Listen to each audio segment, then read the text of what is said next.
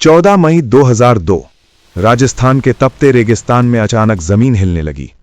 हजारों टैंकों की गड़गड़ाहट, लाखों सैनिक सीमा की ओर बढ़ते हुए, आसमान में लड़ाकू विमानों की गूंज। लेकिन युद्ध शुरू नहीं हुआ।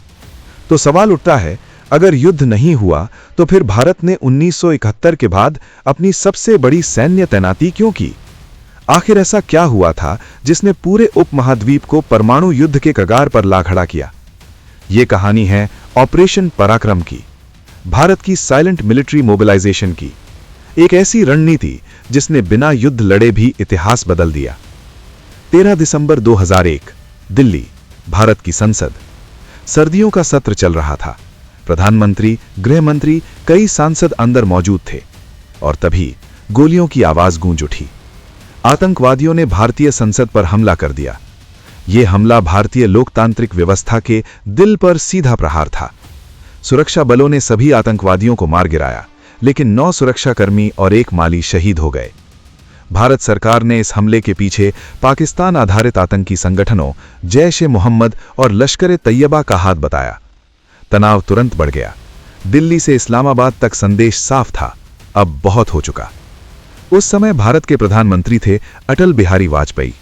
उनकी सरकार ने एक ऐतिहासिक फैसला लिया। 18 दिसंबर 2001 से भारत ने पाकिस्तान सीमा पर बड़े पैमाने पर सेना की तैनाती शुरू कर दी। इस ऑपरेशन को नाम दिया गया ऑपरेशन पराक्रम। पराक्रम यानी साहस, वीरता। यह 1971 के बाद भारत की सबसे बड़ी सैन्य लामबंदी थी।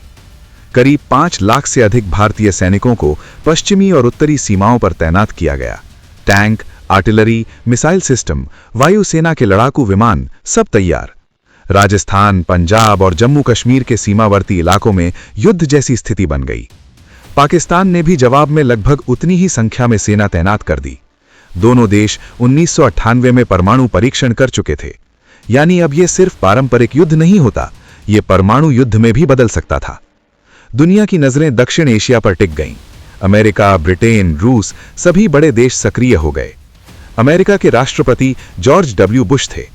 अंतर्राष्ट्रीय दबाव पाकिस्तान पर बढ़ा कि वो आतंकवादी संगठनों के खिलाफ कार्रवाई करे। जनवरी 2002 में पाकिस्तान के राष्ट्रपति परवेज मुशर्रफ ने एक भाषण में आतंकवाद के खिलाफ सख्त रुख अपनाने का वादा किया। लेकिन भारत के लिए सवाल था, क्या सिर्फ भाषण काफी है?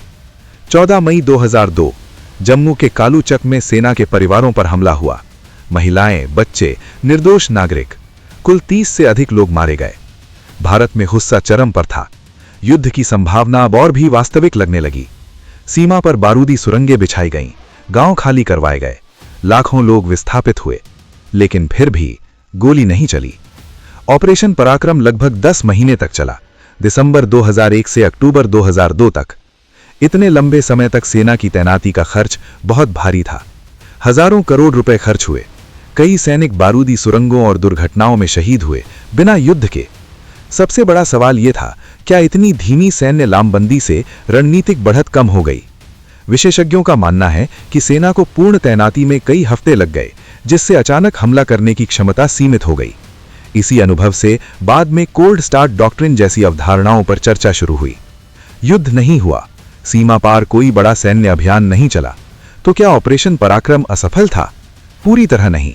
इस ऑपरेशन के दौरान अंतर्राष्ट्रीय दबाव के कारण पाकिस्तान को कुछ आतंकी संगठनों पर प्रतिबंध लगाना पड़ा। सीमा पार घुसपैठ कुछ समय के लिए कम हुई। भारत ने दुनिया को दिखा दिया कि वो संसद पर हमले को हल्के में नहीं लेगा। ये एक संदेश था, भारत युद्ध के लिए तैयार है, लेकिन संयम भी रख सकता है। 2002 में कई बार ऐसी खबरें आईं कि दोनों देशों की परमाणु मिसाइलें अलर्ट पर हैं। अगर एक छोटी सी गलती होती तो इतिहास शायद अलग होता। दुनिया ने पहली बार इतने स्पष्ट रूप से महसूस किया कि दक्षिण एशिया में एक सीमित आतंकी हमला भी परमाणु संकट में बदल सकता है। अक्टूबर 2002 में धीरे धीरे सैनिकों की वापसी शुरू हुई। ऑपरेशन पराक्रम आधिकारिक रूप से समाप्त हो गया। युद्ध नहीं हुआ, सीमा वही रही, लेकिन सोच बदल गई। भारत ने महसूस किया कि भविष्य में जवाब तेज और निर्णायक होना चाहिए। ऑपरेशन पराक्रम एक ऐसा अध्याय है जिसमें गोलियां कम चलीं, लेकिन रणनीति, राजनीति और कूटनीति की लड़ाई चरम पर रही। यह सिर्फ सैन्य तैनाती नहीं थी, यह एक संदेश था, एक चेतावनी थी और एक सीख भी। सबसे बड़ी बात, इसने दिखाया कि युद्ध कभी-कभी बंदूक से नहीं बल्कि धैर्य और दबाव से भी लड़ा जाता है। अगर उस समय ट्रिगर दब जाता तो क्या इतिहास कुछ और होता? कभी-कभी जो युद्ध नहीं होते वे भी दुनिया बदल देते हैं।